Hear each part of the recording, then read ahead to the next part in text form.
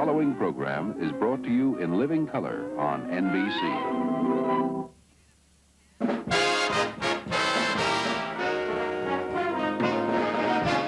From New York, The Tonight Show, starring Johnny Carson. This is Ed McMahon along with Doc Severinsen and the NBC Orchestra inviting you to join Johnny and his guests, Margaret Truman, Marilyn Horne, Buddy Rich, the Ace Trucking Company, and special guests, Ed McMahon, and the Kane sisters. And now, here's Johnny.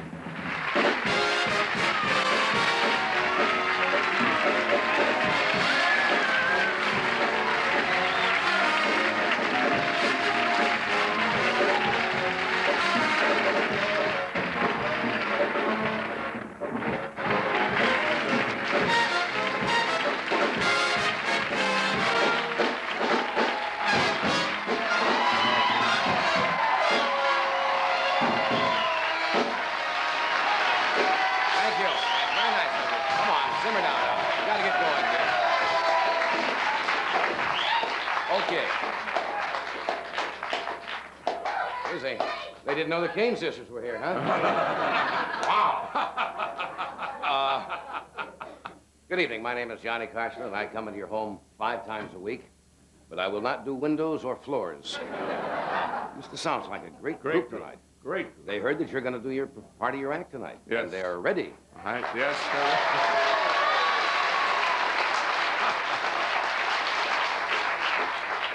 Night before last, we had a grim crowd. I don't know what happened. Must have been the weather or something. I knew I was in trouble when I walked out, and Ed said, "Would you like a blindfold?"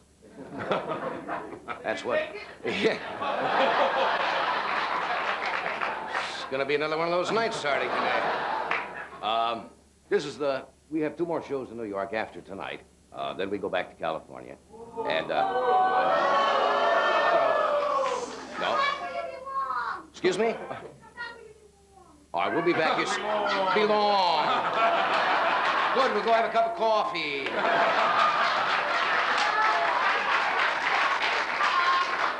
You're right. No, we'll be back. And I've been writing the Sheraton Hotel, the New York Sheraton, where we've been staying. I've been giving them, a little flack. And there's no hard feelings. It's a going-away present today. They gave me 2 suits. Did you know that?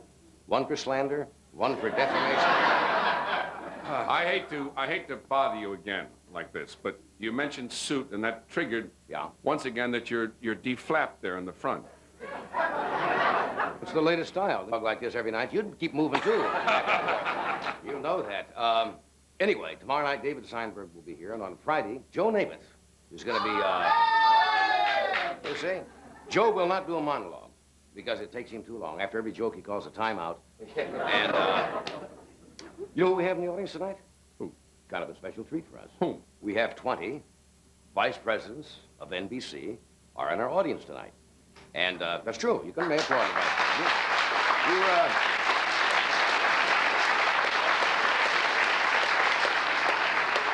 president. We were supposed to have 21, but Stinky Miller, who's in charge of business affairs, was talking in line, and he was sent back to the bus. He would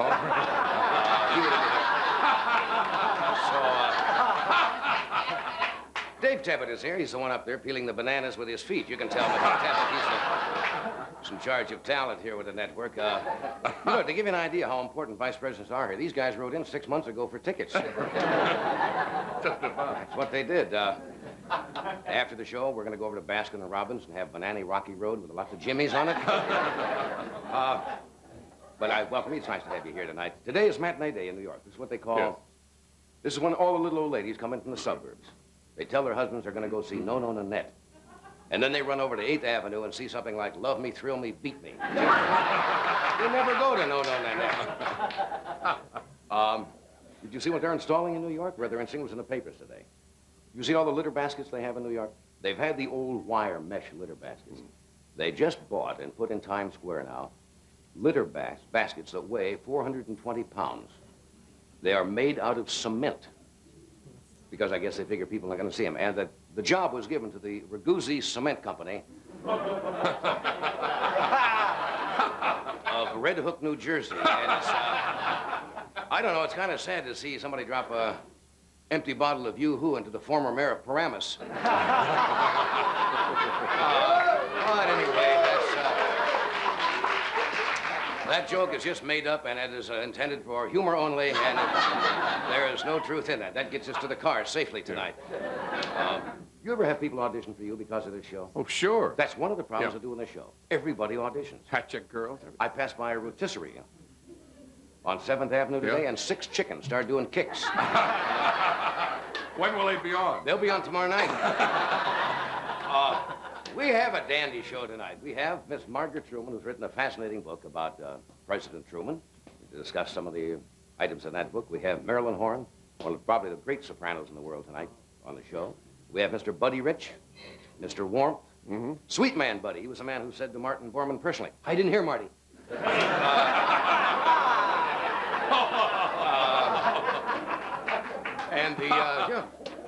And also we have the Ace Trucking Company and Ed McMahon with the Kane sisters. So we'll be with you.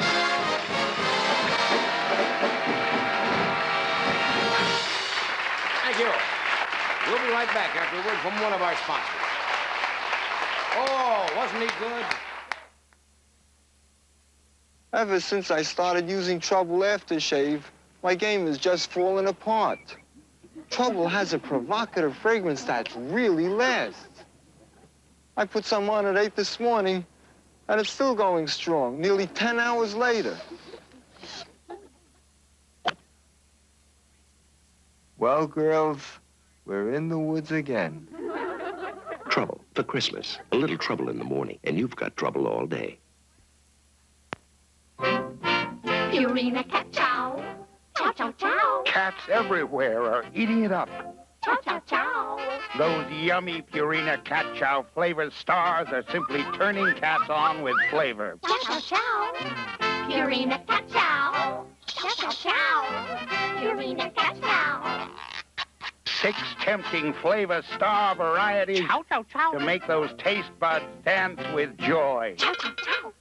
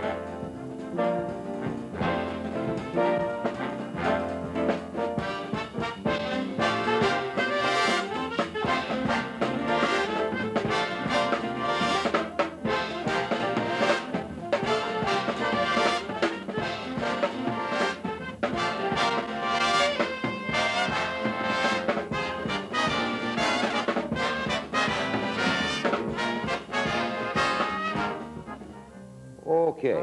I mentioned in the monologue we had 20 vice presidents here tonight. I forgot to mention we also have a president here, the president of the NBC television network, Mr. Don Durgan, Yes. with us tonight. That's And quite a compliment, I think, to you, the fact that... I thought it was until 21, I talked to a couple of them when they came in and they asked to meet Hugh and Jose.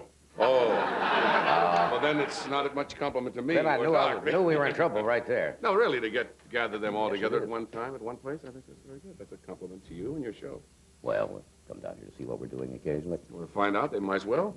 Yeah. The bakery strike is Very caused bad. a lot of problems here with Terrible. the vice presidents because they can't get any Hostess Twinkies for their lunchboxes. I know it. Is this called biting the hand that feeds you, isn't it? To Yes. sit here and do this coast to coast. It really is tough on...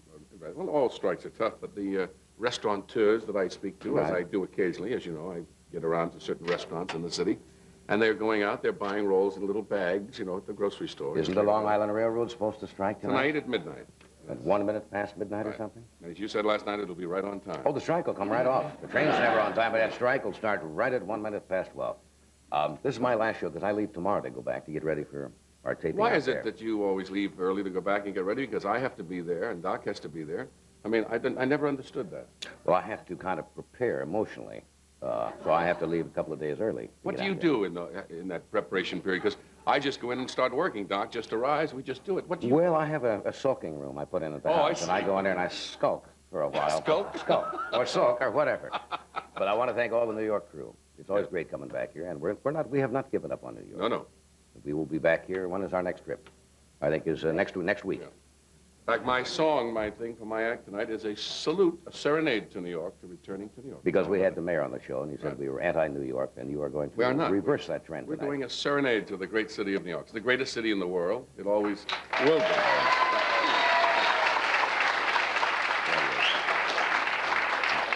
You're building them up already, aren't you? Might as well curry favor where you get a That's chance. right.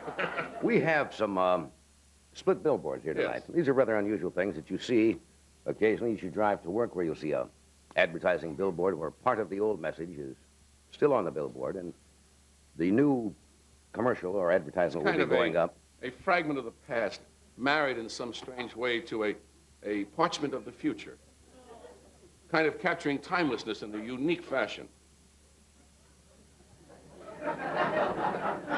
No, I've got split billboards. What do you got there? Yeah, I guess you could say that. And you will read the first part of the billboard, and I will Every time read... we do this, it's funny. I always read the first part of the billboard, the one on the left-hand side, That's and you right. always get to read the one on the right-hand side. No matter how the wind blows the other parts off, I always get the part on the left-hand side. That's right. Why is that? That's the same reason I go to California early. I see. Well, nobody ever explained it. Nobody explained it to you. All right, you do the first one, and these are split billboards. Try a McDonald's Big Mac. It's the tooth toughener. Now, we'll hear from McDonald's again, won't we? We made the close shave comfortable. No, that's the second part. Oh, you've got the second part there.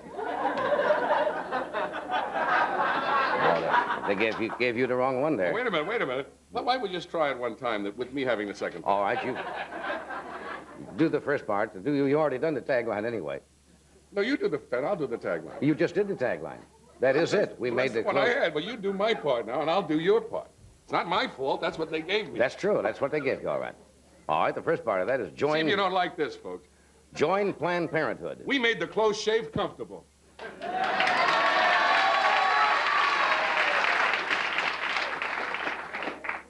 Okay. I have the right one now? Yes.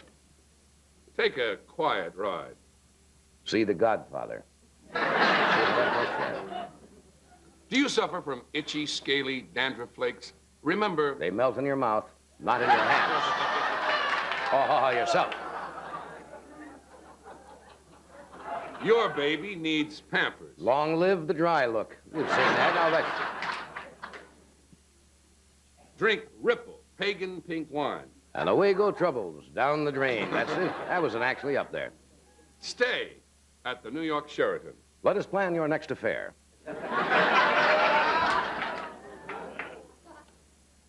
I can't wait to hear this one. Oh, you can't, huh? This Christmas, give her something she'll never forget. An Alpo liver bits dinner. You'll see it. Wasn't as good as you thought it was going to be, was it? Let Murray's Funeral Home take care of your loved one. Just pop them in the oven and they're done in 10 minutes.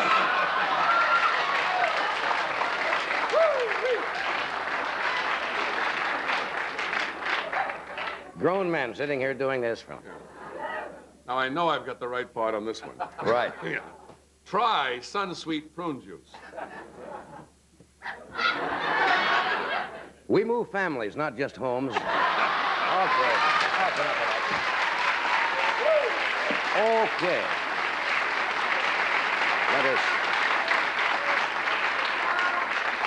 If you just join us, we have Miss Margaret Truman tonight. We have Marilyn Horne, the Ace Trucking Company, Buddy Rich. And when we come back, the stage shall be yours. And now, we'll take a brief pause for this message of interest.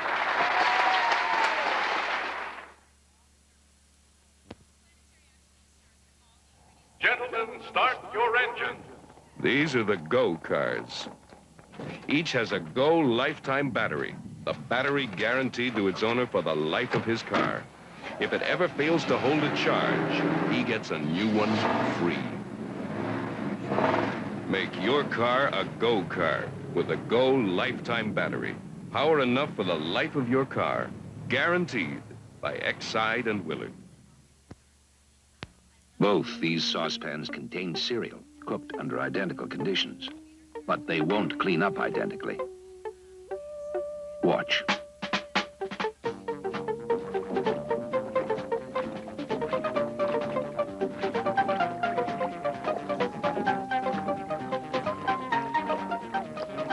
I've got the Teflon. No stick, easy clean saucepans with the Teflon 2 quality seal from DuPont.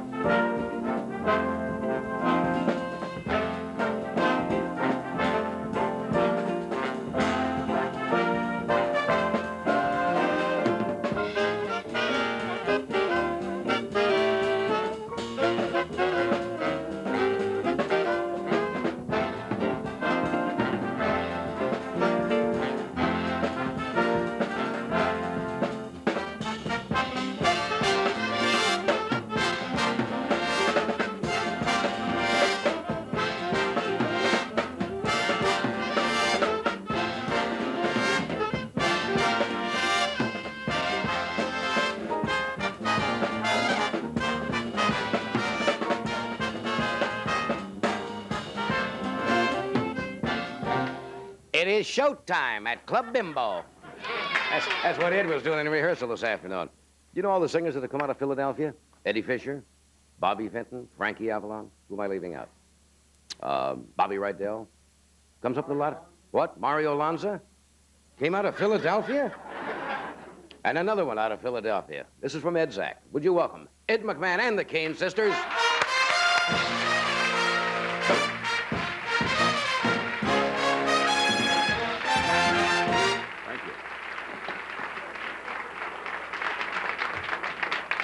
Listen, all you New Yorkers, there's a rumor going around that some of you good people want to leave this town. You better consult with me before you go, because I've been to all those places, and I know. I tell you, every street's a boulevard in old New York. Every street's a highway of your dreams. Ah, what a thrill to shop on 34th Street or down in Union Square. I love the people you meet on Mulberry Street. Have you ever been there? Every street's a boulevard in old New York. So keep smiling and you'll never wear a frown. Just remember there's the east side and the west side and uptown and down. That's why I'm proud to be back in old New York town. What about Chicago? Well, Chicago's all right. It's got Marshall Field and Soldiers Field, and it's certainly on a nice lake. But it hasn't got the Hansons in the park. It hasn't got our skyline after dark. That's why New York's my home. It's my favorite city. New York's my home, sweet home. We know you're partial to St. Louis. Yeah, a lot of people like St. Louis. It's got lots of shoes and the St. Louis Blues. And those big, giant Clydesdales live right nearby. But it hasn't got the opera or the Mets. It hasn't got those flashy New York Jets. That's why New York's my home. It's my favorite city. New York's my home, sweet home. How about Hollywood? Yeah, how about Hollywood? Hollywood's got movie stars and cocktail bars. And cocktail bars. And cocktail bars. But it hasn't got those handy subway trains. You never find a taxi when it rains. That's why New York's my home. It's my favorite city. New York's my home, sweet home. And especially today, because today I feel New York is my personal property. Right down Broadway to City Hall.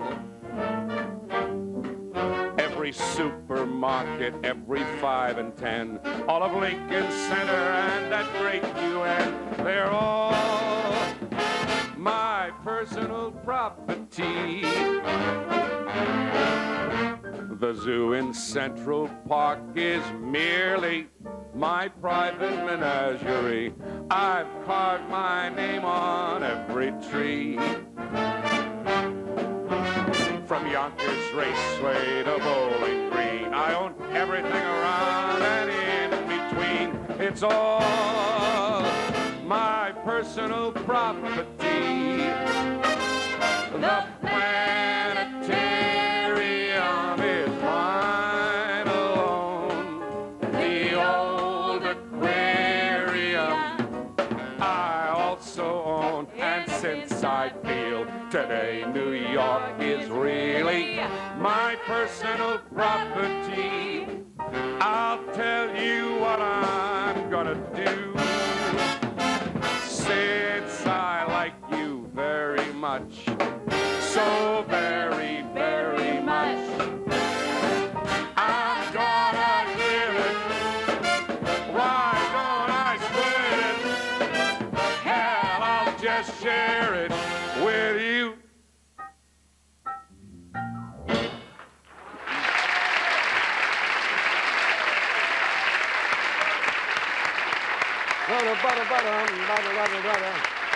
What? No, you always come here. Always come here.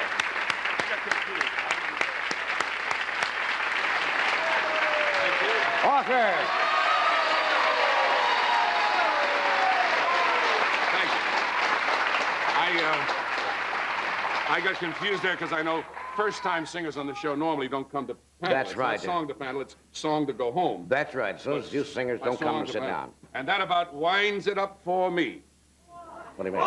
Don't you know what happens in a when a symphony member comes forward to take a solo in a concert? Doc will tell you, all the boys in the band. What's that? Well, the man never plays again with the orchestra for the rest of the evening. It's a tradition. If a flautist is taken out for a solo special performance, then that's it. He doesn't go back into the orchestra. And do the rest of the performance. So it's on. You're on your own now, So kid. that's it. Have you heard of Carson's axiom? What is that? Well, it says if chubby announcer go home early, it's a very involved axiom. And I don't have a finish for it either. Thank you very much for giving Hey, you a chance. crazy. Who do those girls look alike? They are actual triplets. Those are all triplets. Yes. The Kane sisters. You could change them individually. You would not know who was who. I worked with them 10 years ago, believe it or not, on the Steel Pier in Atlantic City. And they were just little tiny things, and I remembered them. And when I started the act, I wanted something a little different. And you said, "Psst, little girl." I didn't do that, no. On the boardwalk, little girl. Want a nice candy bar? No, they weren't. They were, I guess, I don't want to reveal their ages, but they were quite young. But they sang together, and they traveled with your friends, the McGuire sisters, for a number of years. I think you saw them once. They used to do Me and My Shadow, and they'd go off stage, and these girls would come out behind them dressed alike. And I didn't see that. Oh, I thought you had seen that. No, I wish I had, but I didn't. Well, I mean, you've seen so many things in show business, I thought maybe you got around to seeing that. Well, show business is your life. I know that. Anyway, they are. Is it different doing it here than it is? It's a little more scary. It's always, it's something I always apprehensive about new things, as you are. I think that's the way you should be. I tried to turn that apprehension into performance. I hope it worked out. Yes, it did. I suppose you'll be leaving shortly on tour. No. I told you. Mother always told me when I was very young. She told me Mother's axiom, which was never get too far from the well. And you're the well, baby. The well. Where's the well eat? And I's the well eat. Wait, what does that mean, Fred? What? I thought you were doing your Churchill impression. I didn't know. Fred disturbs me a lot at times.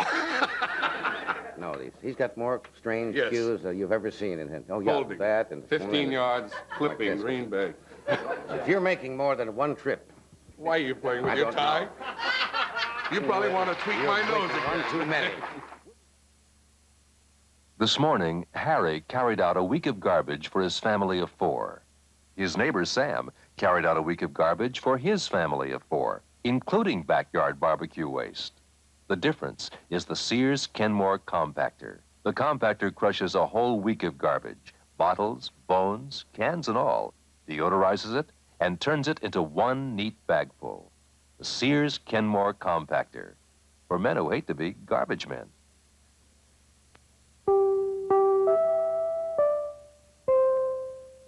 Sears Lady Kenmore dishwasher. Gives you freedom from scraping, freedom from pre-rinsing, because it has 2 hot water jets that scour dishes and a stainless steel pulverizer for soft food waste. We call Sears Lady Kenmore the Freedom Maker, because it gives you freedom to do more important things.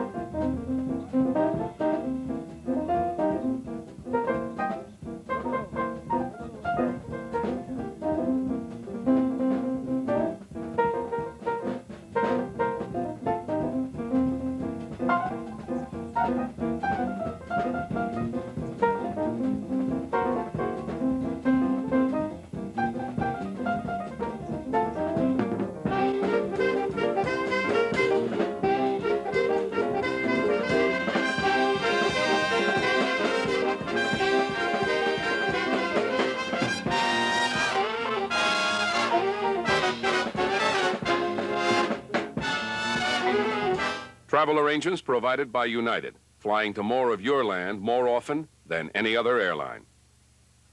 In New York, the Tonight Show staff is staying at the New York Sheraton Hotel, one of the more than 240 Sheraton hotels and motor inns worldwide.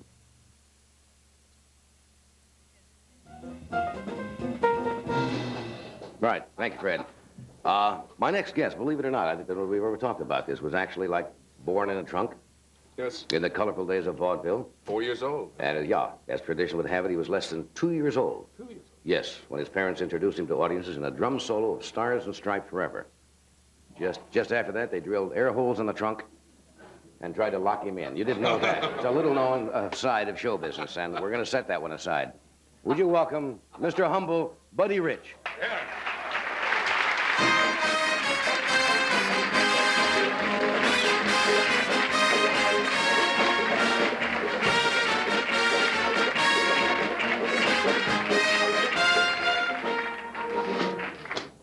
At ease. I brought that picture one night on the show, remember? Yeah. That when you were, how old were you really? 12. No, come on, you were... I was small for my age. You were 4 years old, were you? 4 years old, right. And you had that little sailor suit on? Yeah. And you came out and played. Was that all you did in the act? Stars and Stripes Forever? No, I played a waltz kind of thing. Yeah. Like they just finished playing. It was... Do you remember those days at all? No, not a bit. Oh. Thought maybe you could conjure up some wonderful anecdote that our audience would like to hear. No, I just grew up to be a genius. And you are that? Yeah. Right. Okay, my next guest. We have to rush along tonight because there's a big show. Right. So we'll take a break. Good night, everybody. We're coming right back. We'll start out.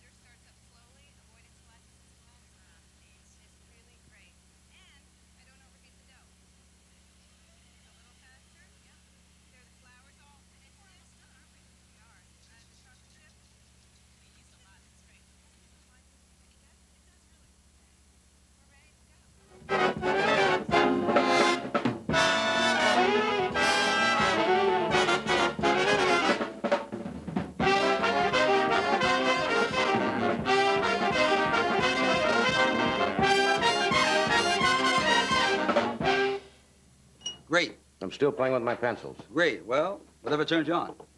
No, it's just a habit I do that. Shouldn't do that when you're here, though. It's a great band. Yes, it is. Yeah, you ought to take them back to the coast with you. You're gonna create a lot of problems now. We can't do that. We'd like to do that. Why can't you do it, John? You could do anything. You're the king. Yeah. Take them back. You're gonna get me in more trouble, aren't you? Doc told me to say that. Right, Doc? You've been in Europe. Yes, we got back yesterday. Are you not adjusted to the time change yet? No, I'm still working on the London time. It's terrible. You played how many one-nighters over there? We did 3 weeks of one-nighters and 2 weeks at Ronnie Scott's Club in London. That's a killing schedule. And you know, the driving situation over there is not like it is here. When you drive in on the highways in England, it takes you about 4 hours to drive 100 miles. At 25 miles an hour, Well, because they don't have the highways like we have here, you know, and so it's very difficult. You leave at 10 o'clock in the morning to do a job at 8 in the evening. Did you play command performance this time, or was that last year? Almost every night. No, I mean for the Queen. Didn't you play for the Queen once? We played for several queens. Yes, I know those lonely bus trips, Yeah, but I that wasn't murder. talking. No, you did, and you came up with that dumb statement when the Queen talked, when you were over there a couple of years ago. You said it was dumb yourself. Well, And it she was says, the most- Mr. Rich, how do you get all that energy? And I And said, you just said very lucky, clever, I guess. just lucky, I Oh, guess. went right into the ground.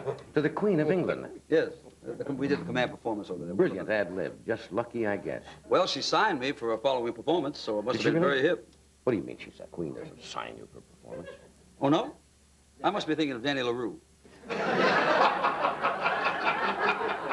Must have been thinking of Danny LaRue. Yeah, do you know Danny There LaRue? is a similarity, yes, but I... Well, they wear the same dresses. You're mad. You're gonna do it again to me tonight, aren't No, you? I thought Fabian was great. Well, now, do you sing any more with the band? You made an album once. I've made several albums. I mean, where you And sing. I've got 'em. Where you sing. Yes. Now, As a matter of fact, on the new album, just released, Yes. for RCA. It's not easy being green. You sing. That's right. Oh, you heard it. Yes, And it's, you... it's beautiful. It's not easy being green. Da, da, Well, it da, doesn't da, go da, like da. that, John. There's more melody. Well, how does it go? It's not easy being green. All right. Ba, ba, ba, ba, ba. Da da da da da da da da. Right. I don't know the lyric. I really don't. Well, I just just sang it that one time. I would have, if you had asked me to sing on the show, I'd be happy to sing. You'd really rather be a singer than the world's greatest drummer, wouldn't you? You had a little difficulty getting that out, didn't you? Well, I didn't Aren't want you to- sure, John? No, you are. You are. I said that. No. before. Grady's one of the great drummers. I know he is. Oh. And he's a great drummer. Grady Tate.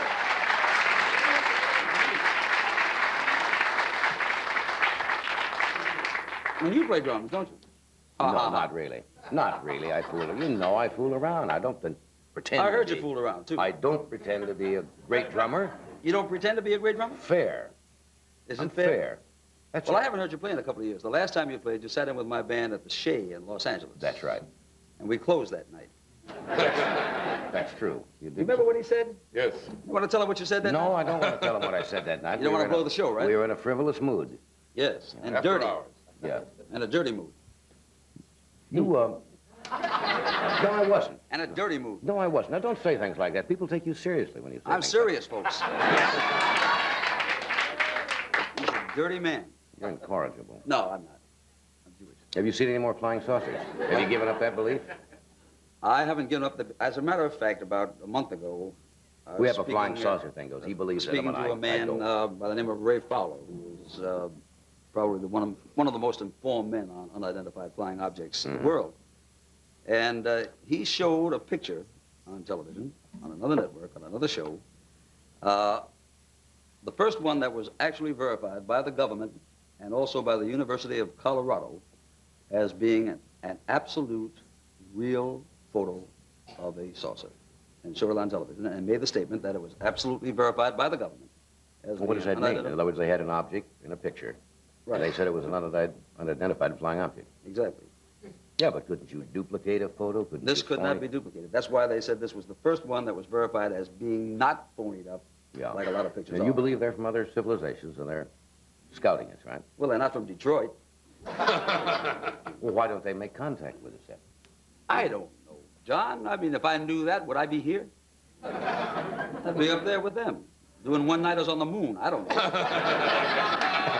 And you may have, and not even have known it. Right.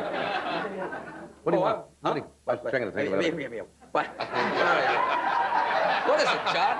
Why do you get so tied up when I'm around? Why is that? I find you baffling. No, listen. Feel as an equal. Oh, I don't want to get down that low. Oh, you can. One for the host. Are you going to favor us tonight with a selection or something? I know you're tired. After that line? Of course, because you are one of the world's great drummers. Why do you have to cop out, man?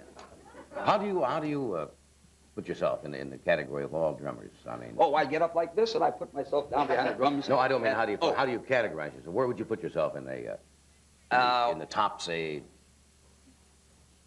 top 10? 10. Now, come on, now, be honest. Now, I have some great favorite drummers, you know, and I consider myself better than all of them. No, that's what we want. That warmth, that modesty, that humility that befits that I'm known you. For, That's right. Now, I only say that because it's very true. But you never practice, and I find that hard to believe. You tell me you never practice. Never practice on the drums. First of all, I can't stand the sound of drums. Right? And to see some grown man sitting up there going, you know, it's really nuts. So you have to do it for a living, but to practice, you know. You just don't really ever? No, never. Actually, you know, what I do really is when I get up to play, I consider that practice. That's the only like the rehearsal this afternoon, I had a chance to practice. I played some things today that were... Oh, come on, you don't show up any time at all. Was I here at rehearsal? And didn't I play my fanny off? Right, sure, it was great. Right. What, are we going to have a contest and let the audience judge whether I'm good or not? No, we're going to do a commercial. And then we'll go over, and then we'll see if they like you. Oh, this is my big chance. That's right. We'll return right after this word from one of our sponsors. From Pier 1 Imports. Come on and celebrate, because your ship is here. Pier 1 Imports, America's largest direct importers, has made it impossible to give an average or a Monday gift this year. Now just look at all this Pier 1 Christmas cargo.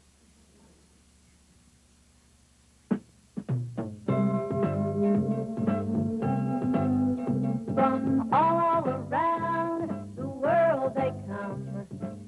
Christmas cargo to Pier 1. Come celebrate, the ship is here. Pier 1, the peppermint pier. Pier 1, the peppermint pier. See what I mean? This year, give the exotic and the unusual. Visit one of the more than 200 Pier 1 import stores throughout the country. Now, this ad in your local papers will show the Pier 1 nearest you. Yes, come celebrate. Your ship is here at Pier 1.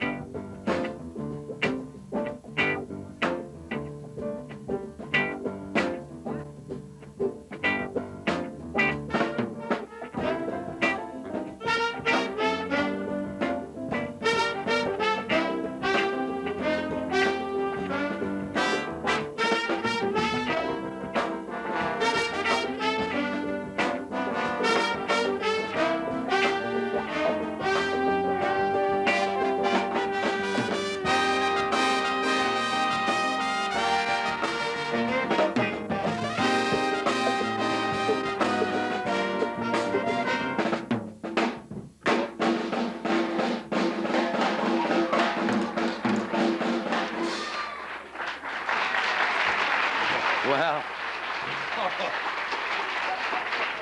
he was just warming up. By any standards, Buddy Rich is a remarkable musician. Yes. As he will show you right now. And also does all kinds of pieces of business. That's right. Are you ready? You ready? Certainly. I gotta get some sticks. Is that what you're playing with? Thanks. Can I have another one for the other hand?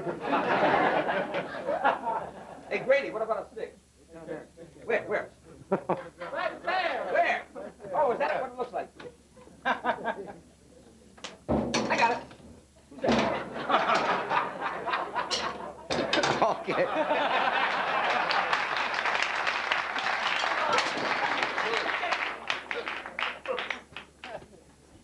Break away chairs.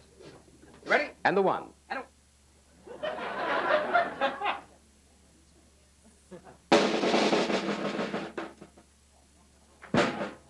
I don't want it. I don't want to practice anymore. Go up and sit with the vice presidents. Where's Doc? He's standing down here. Oh, there he is. Hi. What, are you ready for me? Give him a downbeat, Doc. Bounce it.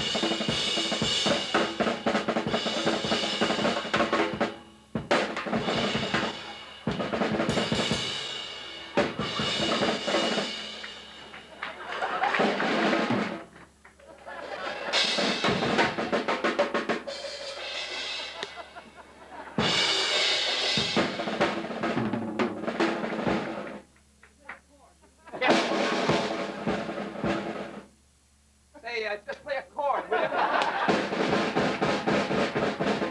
This is the big finish. Play a chord. Stop it.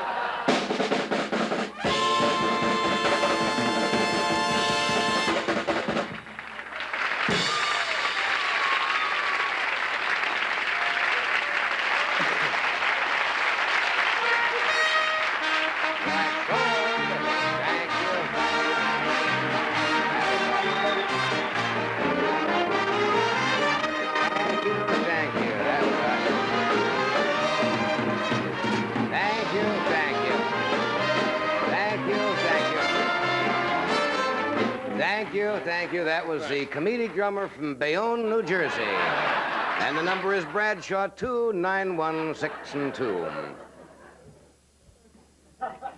Boppin'. You don't even read music. I just read it. It said No, that's the boppin'. title. Oh, is that what that is? But you don't read music, do Certainly you? I read music. What do you think I read? But I mean, you don't actually read charts as such.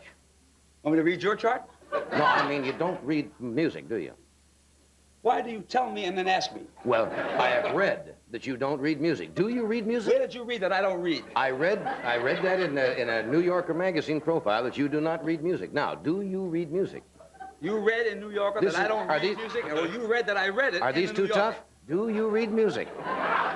You want to come back next week and think about that at home? For what? Yeah. all drummers. That's right. And are loose. Right. Ever spend the night with a cough? Watch this from... Watch this from Vicks. L'chaim.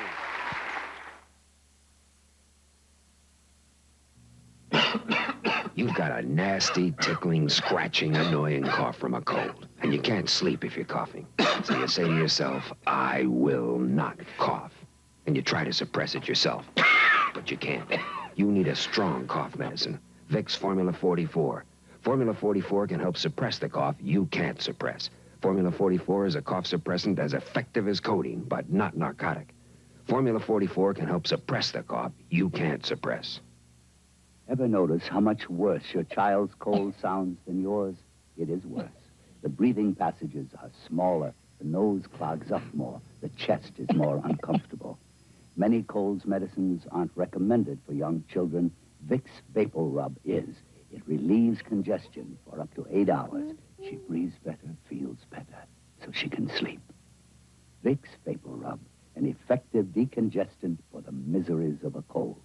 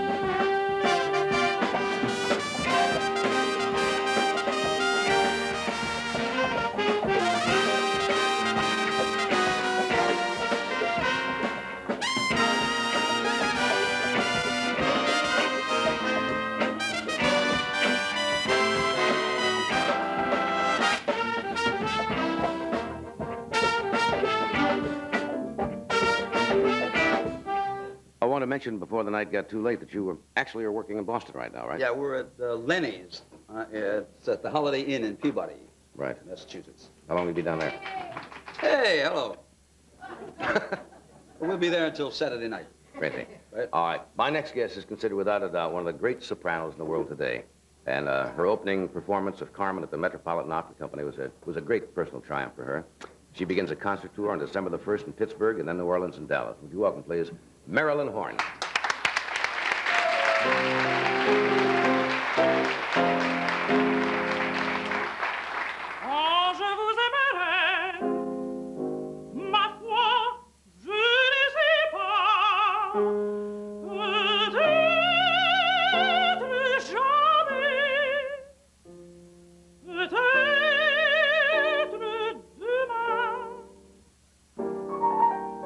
Mais pas aujourd'hui, c'est certain.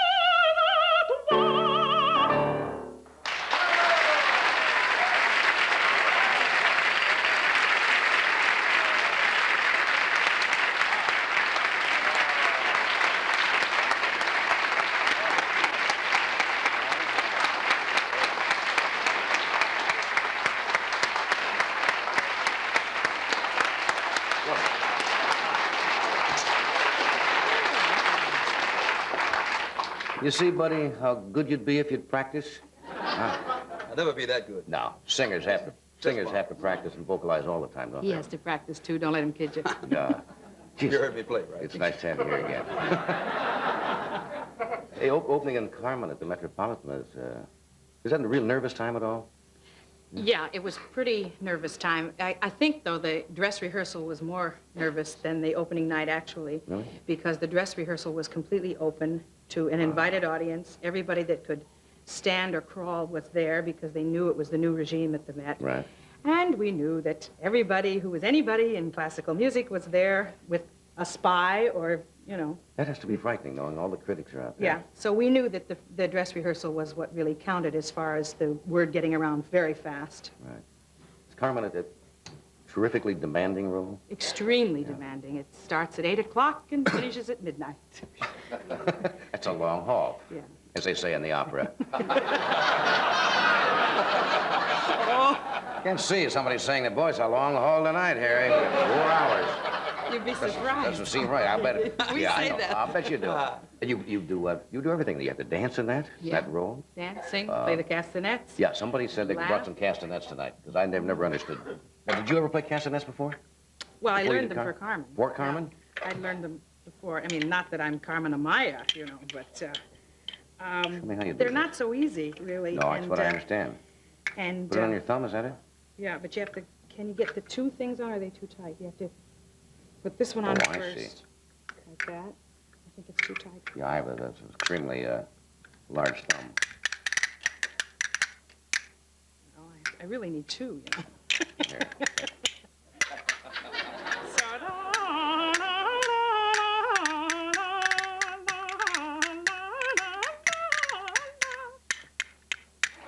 I'm getting nothing, Mike. Nothing. And you sing at the same time. Well, the worst part of it was that my dear friend Leonard Bernstein, who was conducting, made me learn exactly the notes that Would you were have written. to do that? Yeah, the exact rhythms. And, you know, it's a little much when I was dancing, singing, playing other rhythms. Yeah. But I managed it. I'd come in every night before the performance and play it and say, here, I've got it. That's got to be. How do you get rid of the tension? Are there things that you do before you go on a roll to kind of Pray. Pray? To relax or anything? You really sort of have to psych yourself out of it, right? You just have to say, okay, it'll be all right, and you slap your hand as it shakes. And I think usually, though, it's gone within the first couple of minutes when you're on stage. The whole thing is being well rehearsed, right? Yeah. Well, your reviews were absolutely your reviews were absolutely sensational. Well, we were very lucky. It's a great production. Hardly lucky. No, really, it was a great production, and you know, it's a big team effort to put on an opera. People don't realize that there are 1,000 people employed at the Met. Yeah, it's an incredibly complex operation to put on something like that. Most definitely. Ed, when he was singing at the hotel, was drinking tea and honey. Is that supposed to be good for Yeah, for that's vocalists? good, but hard stuff. Hard liquor It's is been a code of mine for life. Yeah. Hard stuff. hard stuff is not good when you have to sing. I really have never found it compatible. In fact, I can remember that when I was younger and didn't know such things, I remember maybe having a few too many drinks, and the next day I thought I was a bass. Really? Just no. Absolutely, it's dreadful for singers. So just don't. Well, luckily I don't like it, so it doesn't Oh, matter. that's good. All right, that hasn't been your problem, has it? We'll be back right after we take a brief pause here for a word from one of our sponsors.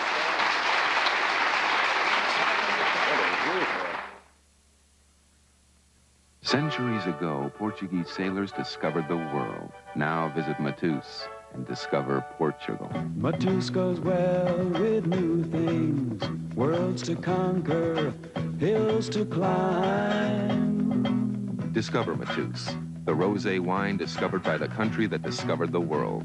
Visit Matus, the rosé wine that's like a trip to Portugal. Hey, hey, hey, Matus Rosé. The world is full of dips, dull dips, but there is hope. This jalapeno pepper gives Fritos brand jalapeno bean dip a taste you'll never forget. Jalapeno, jalapeno, in the bean dip, what you taste is the jalapeno. Fritos jalapeno bean dip. Rejoice! This is the end of dull dips.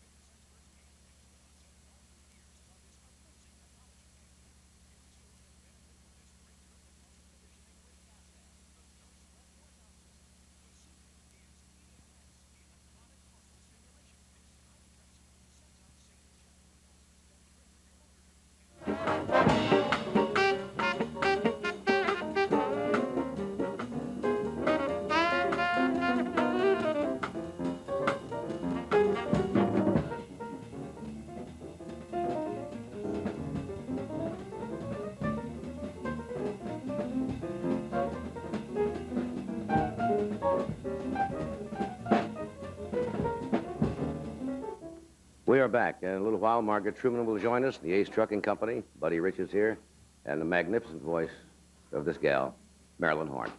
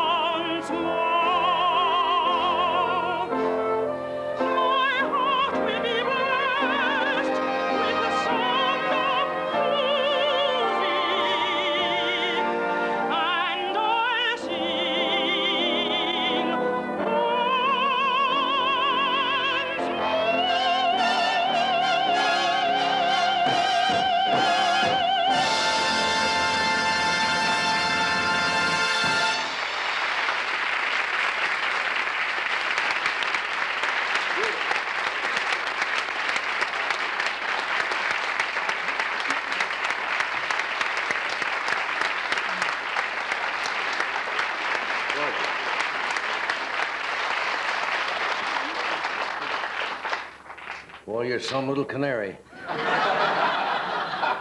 Should say at the Club Bimbo, here's a little canary just closing Philly. We'll continue in a moment with the Ace Trucking Company. Stay with us. All right.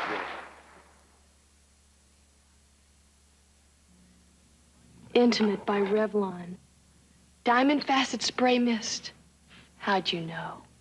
An intimate teddy bear. He looks just like you. Perfumed bath powder.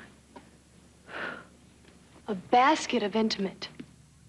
Did he give me intimate because I like it or because he likes it? Ho, ho, ho. Give her something intimate. It's really a man's fragrance. Intimate by Revlon. Beautiful. Mothers do a lot of nice things their families never notice. Dad, do you like being a dad? Of course I do. It's not easy, right? Well, nothing worthwhile is easy, really. Honey, that's what Mom says, too. Mothers do a lot of nice things their families never notice, but someone nearly always notices a bag of Kraft toffee. Thanks, Mom.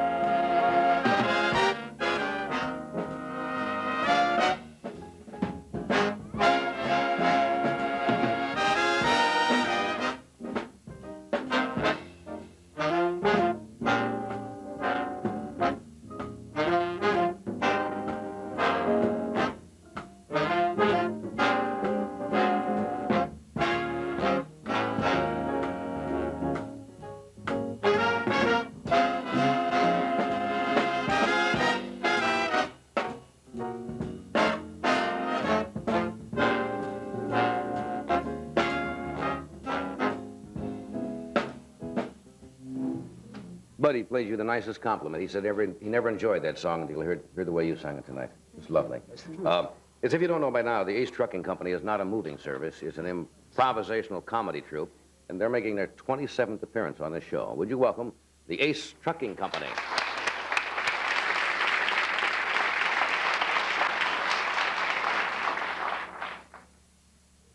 I haven't always been alone.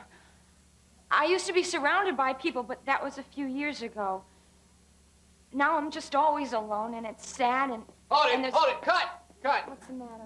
Well, there's a couple things the matter, Mary Elaine. First of all, honey, you missed your mark. Oh, I don't even think of that. I'm well, sorry. You've got to. You got to start thinking that way. I don't... Now, look, I realize you're a great Broadway actress. I'm not taking anything away from you, but you've got to play to the camera. I was playing to the camera, No, Michael. no. Michael, this is my first film. Will you please give me a break? Cut. Okay, to begin with, Mike, you missed your mark when you came out.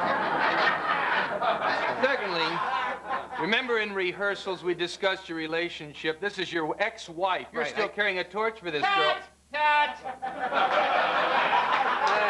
Now that was fine up to that point, except Fred, you missed your mark when you came out. Now don't let me have to tell you. Tell him. You've been on my back all day. Well, you missed your mark when you came out. Just tell me and I'll take a hike once and for all. Cut! Wrap it up. Okay, go to line. You missed your mark.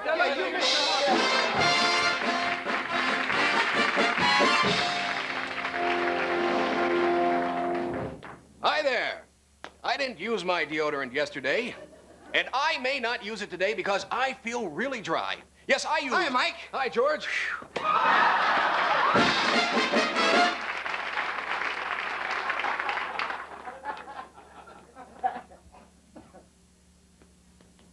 Telephone complaint. Yes, sir. This isn't the first time I've called. I've been receiving obscene phone calls now for about a month. Oh, yes, and, we've gotten a lot of reports yes, of those. well, I'm very nervous about it, and I'm tired of it. I don't blame you, dear. Would you give me your name, please? Yes, my name is Sally Ryan. Sally? Yes, it's S-A-L-L-I, Ryan. Oh, that's cute. Thank what you. is your address, Sally? I live at 905 2nd Avenue. Yes, dear. Yes. Now, would you tell me exactly, just for legal reasons, what the content of the obscene phone calls were? Well, he usually begins just by, heavy breathing, and then he starts saying some really disgusting... Can you recall exactly what he says? This is purely for legal purposes. Well, he usually starts by saying he wants to rip off my clothes and then throw me on the ground and kiss my thighs and rub my body in oils. I know the whole story. Yes, this is the very. Well, it's hard because I'm all alone in the city. I know, dear. I get no a one to lot talk of to. calls from young girls. What is your address? 905 2nd Avenue. Well, that's about 84th Street, isn't it? Yeah, right on the corner. You know, we're practically neighbors. I'm on 86. Oh, really? Yes. Oh, you live in a big high-rise? Yes, you know. Oh, yeah. Oh, listen, I have a couple of tickets to a show tonight. Have you seen the Follies? No, I haven't. I have great seats. Would you like to go? Yeah, I'd really like That'd be that. wonderful. Then we can take a drive. Have you ever been up to Skyline Drive? No, I've never been there. I heard it's really nice. View up there. Maybe we could park. Then I'd pull off your clothes. Oh, yeah? And kiss your thighs I'd and like throw that. you down in the car. That'd be nice. About 9 o'clock? 9 o'clock, yes. 9 o'clock, okay. Bye-bye.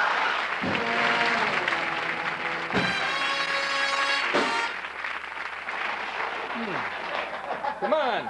Somebody in there? Occupado. Gotta go. Excuse me. Hey, Can I get... Hey, I'm sorry, people are in there. Gotta go. It always happens, doesn't it, Yeah, on a flight? Excuse me, gentlemen. The captain has just put on the fasten seatbelt signs. Oh, have Yes, mercy. Well, We just, We'll be landing in Buffalo in 20 minutes. Okay. So if you hurry it up. All right. Thank you. I Come appreciate on, it. people are waiting. Go. Woo. Shake it up in there. Can I get up there? Come on, please let me get up there. We gotta go. Just relax over there, will you? Look at this guy. His eyes are tearing over there. Well, there are a few people in front of you, I know, but sir. I can't wait. I really Maybe can't. they'll let you. Look, I'll let you in first, okay? I gotta wash my hands. They're filthy. I'll let you in. Stewardess, how far is it from Buffalo to Niagara Oh, Falls? it's a short drive. Oh, about is it? 20 minutes. Oh, yeah. You going up to the falls? My first time, yeah. I've been there 3 times. Is it I great? was up there last year, and I went over the rapids. There's a tributary that You went goes on a up- rapid? That's Yeah. what I'm gonna do. I'm gonna take a canoe took right a down. canoe. I love that when You the gotta water watch goes it, through. though. Bring a pail with you because that water pours comes in over the over boat. the Oh, yeah. That water, Yeah. We were bailing that water out. Yeah, that water just Well, comes I hear along about March. What's the matter? Along about March or April, you know, that dam is It's clogged ice. up. Yeah. Ice. How much water do you think is up 200 million gallons. 200 million. It builds up the pressure. Must build. Yeah. The pressure. Sun It comes keeps down it going. And all of a sudden it just breaks. Well, of course, something has to give it. It just bursts. Gushes and pours over there and gushes. Just murder, you know? It's just all coming down. It really is. Yeah. Oh. Hey, you want to go next? Never mind. What's wrong? What are you doing with your hand?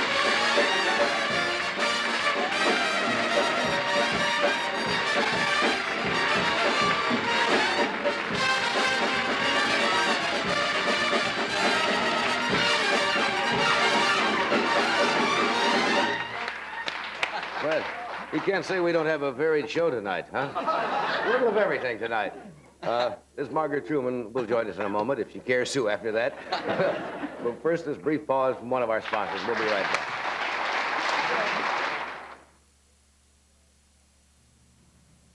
Know what I want for Christmas? A teddy bear, a golden one, and a shimmery, glimmery nutshell, and a golden heart on a long chain. Max Factors filled each one with a special secret. Hypnotique cream perfume or translucent pressed powder. I've heard that Max Factors compacts and lockets start at just $5. Oh, please. Can I have just one? Elegant compacts and lockets, created by Max Factor.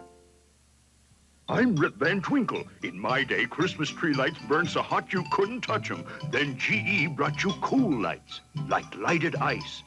Merry midgets, cool brights, candle brights, heavenly angels. They all burn so cool, you can touch them. Cool lights won't melt plastic trees. They keep their cool on real trees, too. Nope, they're not making Christmas lights like they used to. GE's making them better.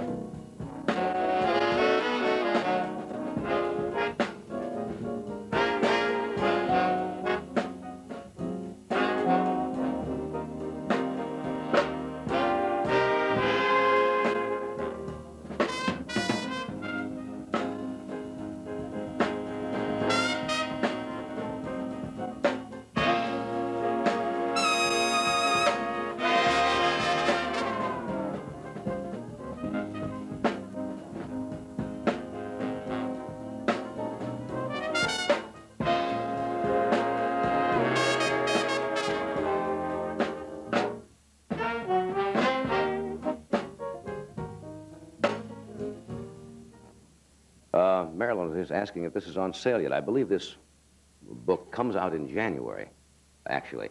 I read it last night and today, and it is a fascinating book called simply Harry S. Truman, written by his daughter, Margaret Truman, and it's a warm, intimate account and great reading. Would you welcome, please, Margaret Truman.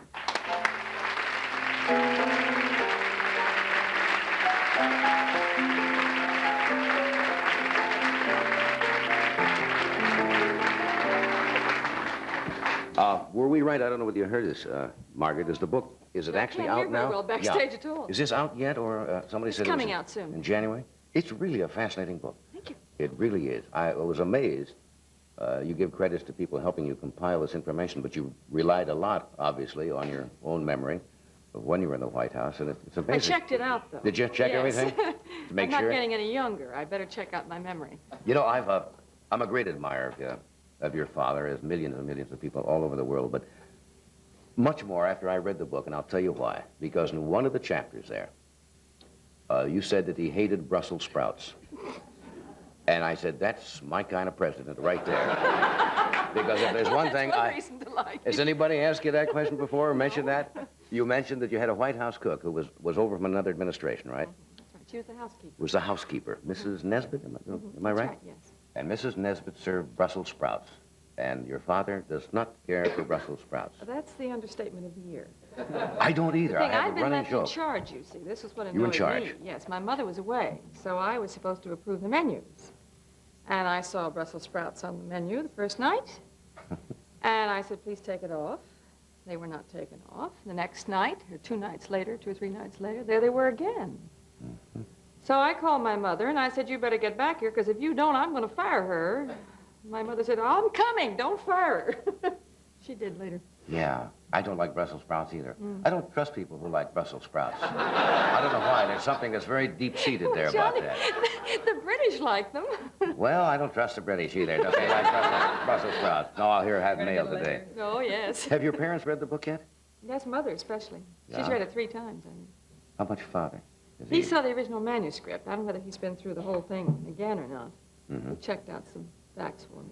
I know a lot of the questions that people probably want to ask you are difficult for you to answer because they're very personal and have to do, I suppose, a lot with your father's decision-making. But you point out once he made the decision, didn't he have a little card on his desk once that says the buck stops here? And how did he go about making decisions, basically, as long as you remember?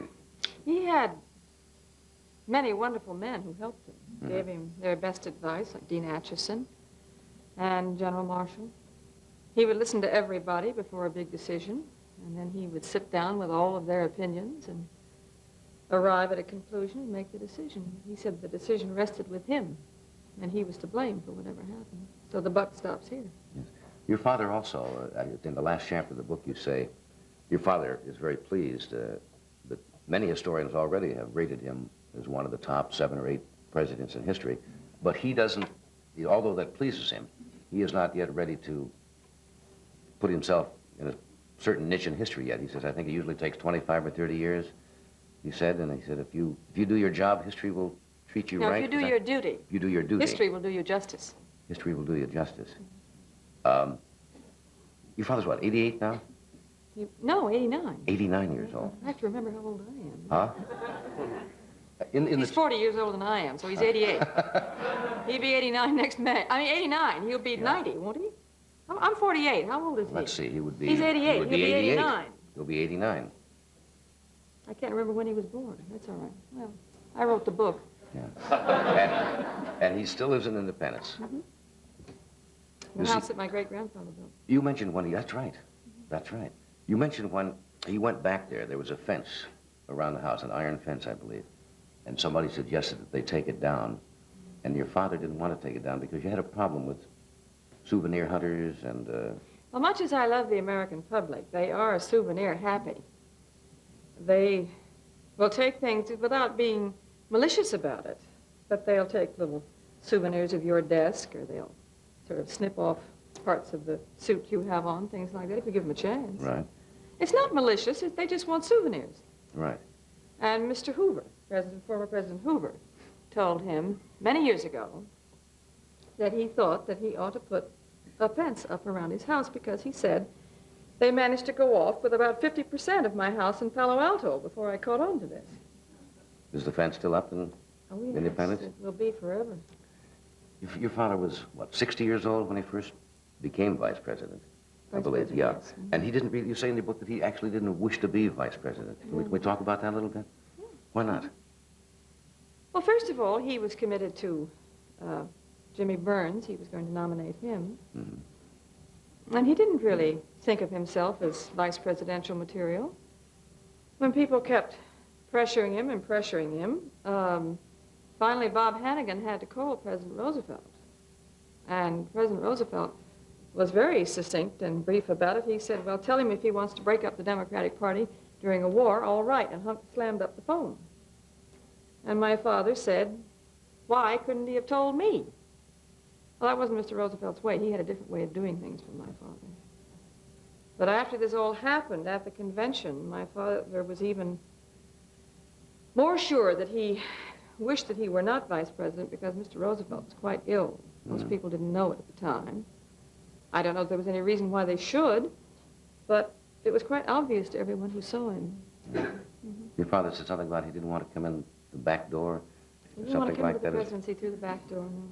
I suppose the greatest upset in political history was when your father ran against Thomas E. Dewey, and I think Elmer Roper at that time quit taking polls as early as September, if I remember you said in the book. Something like that. You just said the outcome was so obvious that Thomas E. Dewey was going to be the next president. And yet your father, from the very inception, said he was going to win that election. Did you and your mother and the close friends believe that when he said it? When all the pollsters, I think in Newsweek magazine you mentioned it, all 50, ran a poll from 50 political scientists, and they all said that there was not a possible chance whatsoever. Yes, we believed it. We were with him. We saw the crowd. I mean, you don't come out in the middle of an Iowa cornfield at 6:30 in the morning, just out of curiosity. Come out to listen to hear what the man has to say. We carried Iowa, too. It was absolutely remarkable. I don't think anyone will ever forget your father doing his impression of H.V. Kaltenborn, who earlier that day was reading in his Kaltenborn style that your father had lost the election, and your father mimicked him, I think, at a dinner or something. Yes, it was during the inaugural festivities, one of the big dinners that we had to go to. But the photographers missed the best picture. They should have had a picture of my mother's face when he started this, because she didn't know it was going to happen. What do you mean? Oh, when she started doing the impression? Yes, it was like this. What is he going to do next? And of course, I broke up, naturally. You said your father always referred in campaigns when he would go out as, he would introduce your mother as the boss, and then introduce you as the one who bosses the boss. And neither one of you liked that very much. But he didn't want to change it, right? He wouldn't change He just wouldn't. No, I think we approached him in the wrong way. You see, a good streak of stubbornness in all three of us. Mm-hmm. So, well, when we all three meet up like this, nothing gives. But I'm not the boss's boss. I never was. She was the real boss. The interesting thing about the book, that in all of the trips when he went to Potsdam and all of these tremendous issues and decisions that he had to make, he still kept in contact with you and his mother up until the time she died, almost on a daily or every other day basis. That's remarkable. How did he find the time to do that with that I really terrible don't burden know, of but he office? used to write letter after letter, and of course I'm a terrible letter writer. I did not inherit this from him, and I used to catch it all the time. Where is my letter I should be having? And I'd finally sit down and write a long one. But you were speaking of Potsdam. I remember one rather interesting thing that happened, Johnny, that there was a scrambler phone. You know, during the war, they had the scrambler phones. You'd press the button, and nobody could hear anything in between, but the person on each end could hear each other. He called from Potsdam, and we had one in the house, and I picked it up, and there he was, like, in the next room. Well, we're used to it now. But in those days, when you called overseas, you could hardly hear. That must have been a rather incredible feeling. Oh, it was. It was great fun. And he would feel, it was just on family matters you would discuss? Yeah, he in the just midst called of up to see all if this? everybody was all right. Did your father ever worry about this censure from the press or were you aware of it, that columns that didn't agree with him would it hurt him at all? Didn't hurt him. Yeah. He disagreed with them frequently and publicly. But it's funny, yes, he had some go-arounds, didn't he, with the press? Every now and then. What kind of schedule does your father have now? I know they have, of course, the Truman Library in Independence. Does he spend some time there? Not much anymore. He stays at home a good deal of the time. He goes out for rides and short walks. He's in good health. He's frail. His mind is clear. After all, when you're 89, which isn't too much in his family, but still. That's remarkable. He doesn't talk to reporters, though, anymore, does he? I mean, No, give he interviews says and that, such. he says his mind isn't as clear as it was at 60. Well, I think his mind right now is clearer than mine, but it's his opinion. He also reporters ask him to make comments on other presidents and But he refuses to do that, does he not? He's always refused to do that. Does Once a man is elected president, he's the president of the United States, and as such, he deserves your allegiance, no matter whether you agree with him politically or not. Yes, I remember one anecdote you had in the book about where he had disagreed, I guess, with Jack Kennedy one time about something. And the word kind of got back to him. He says, well, if the president of the United States doesn't want me to talk about that, I'll shut up. And he did. That's right. He's a remarkable man. Do you see him often? Often as I can, yes. How many grandchildren? He doesn't like Grandpa, I understand, to be called that. Oh, he loves to be Well, called that's the Grandpa. one thing he did like. He doesn't like nicknames generally, but No, that he he hates doesn't nicknames, bother. but he likes to be called Grandpa. Yeah, I'll tell you a funny story about last Christmas. I took all 4 of my boys out there, and the 2 older ones have long hair. And so he saw the oldest one very briefly. He hadn't seen him for at least, for a long time. And he saw him very briefly at the airport, and then we got in the house, and so Clifton sort of sauntered through. He's very tall, and for his age, he sort of sauntered through. He's kind of a casual type. And my father told me, he said, come here a minute. So I went in the library. He said, who is that tall young man with the long hair out there? I said, that happens to be your oldest grandson. I said, Clifton, come here and get reacquainted with your grandfather. He came in and sat down and talked to him for about 15 or 20 minutes. Then he played the piano for him, so then he was in.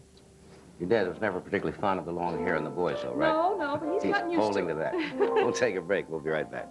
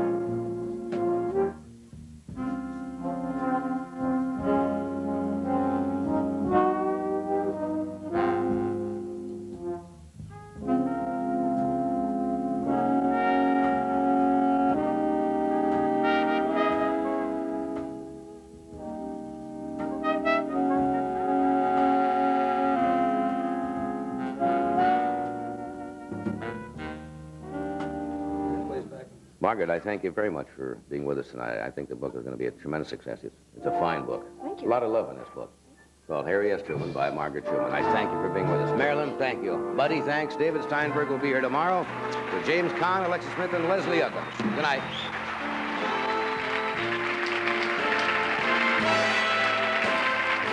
This program was pre-recorded.